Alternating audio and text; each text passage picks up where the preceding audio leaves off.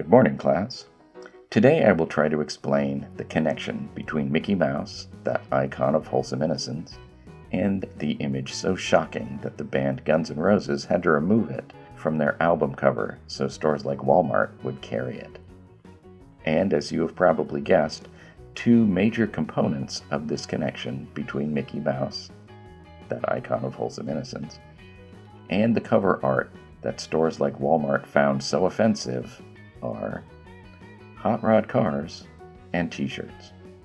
So, if while watching this video, you are also wearing a t-shirt with a cartoon character on it, we will cover one reason that fashion exists. We've got some ground to cover, so I will get started. After World War II, many people, along with materials and technologies that had been dedicated to the war effort, were returned to the private sector. Many of the people started new jobs and purchased new cars. Older cars went to salvage yards, where adventurous mechanics, sometimes called greasers, gave these old cars new life in the form of hot rods. The greasers were putting modern, more powerful engines on the chassis of the older cars, often combining parts from 3 or 4 different car models. These amalgamations were fast, stylish, and very dangerous. Probably the most iconic flavor of hot rod is the T-bucket. These were based on Model T Fords. Usually the roof was removed, along with much of the cowling around the engine, leaving it exposed to view. Wider tires were added for greater traction and stability. New materials like fiberglass made it possible to easily create previously unimaginable body shapes and styling while reducing the weight of the car.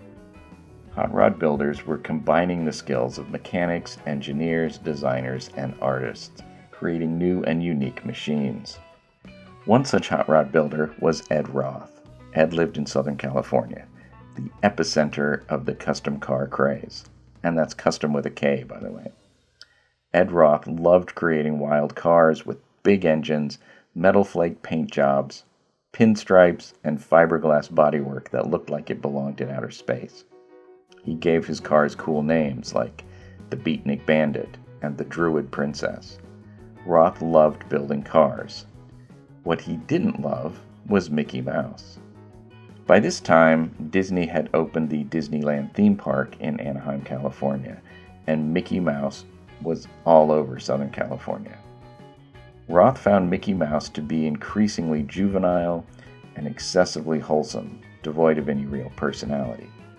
In response, Roth created Ratfink, a smelly junkyard rat who built and drove hot rods, the antithesis of Mickey Mouse. Roth took the name Ratfink from an existing colloquial term meaning the same as a tattletale or a snitch, attributes Roth would more readily have assigned to Mickey Mouse and not his own creation. Roth's Ratfink was not a snitch. But the name had the right sound, and Ratfink became embedded in hot rod culture. And that's culture with a K. Look up custom culture and you'll see what I mean. One of the many ways Ed Roth helped finance his custom car builds was painting crazed-looking cartoon characters like Ratfink on the backs of leathered bomber jackets. He would do these at car shows. People with bomber jackets could come up and he would paint these cartoon characters on the back. And these cartoon paintings featured monstrous drivers piloting exaggerated muscle cars. Several other artists were also creating these monsters in machines style cartoons, and people who didn't own bomber jackets were also clamoring for them.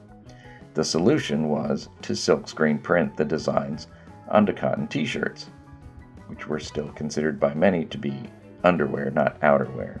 And then Roth would sell these shirts at the car shows and through advertising in hot rod magazines. This proved successful and contributed to the evolution of t-shirts from underwear to outerwear. And now is a good time to point out that what I've been drawing is a portrait of Ed Roth in the Monsters in Machines cartoon style. Also, you might as well just assume that any word that normally starts with the letter C will now be spelled with a K, custom culture, car, crazed. You get the idea. Now, back to the story. T-shirts was just one of the side ventures Roth had going to finance his hot rod obsession. But these side ventures took time away from building hot rods. Ed Roth hired artist and hot rod enthusiast Robert Williams as an art director. Williams was a traditional artist in terms of materials and techniques, but not in terms of imagery. Williams was influenced by comic books, movie posters, and other artifacts of popular culture. Williams has explained that for him, painting is a compulsion, and his imagery is a response to society.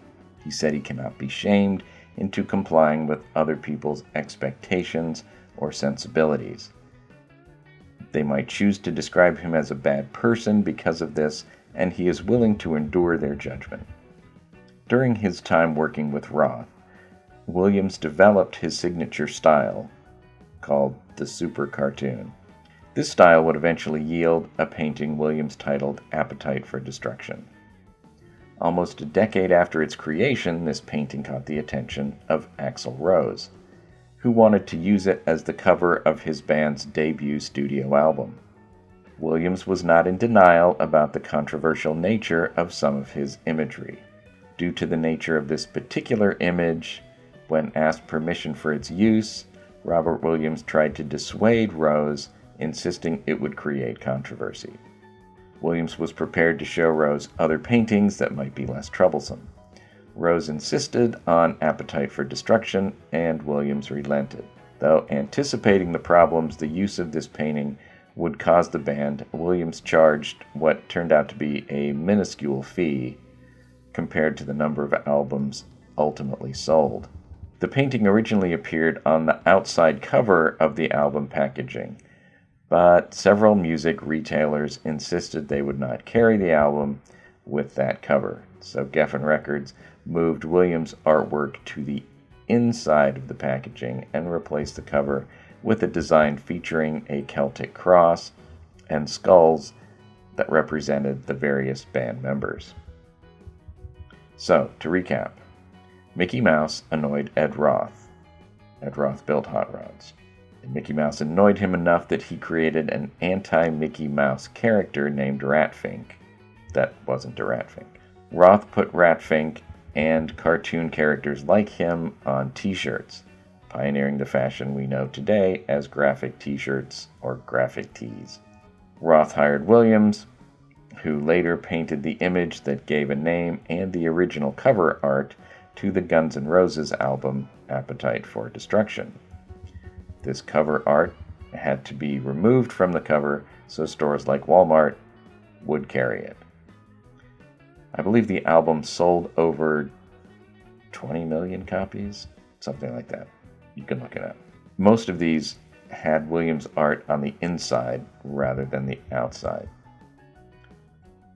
For the sake of time, I left out the connection between Ed Roth and Dr. Seuss, and the connection between Ed Roth and the television show South Park. I also skipped over the connection between the band Guns N' Roses and the song Muskrat Love by the Captain and Tennille, perhaps in another video. Any questions? Leave them in the comments. Class dismissed.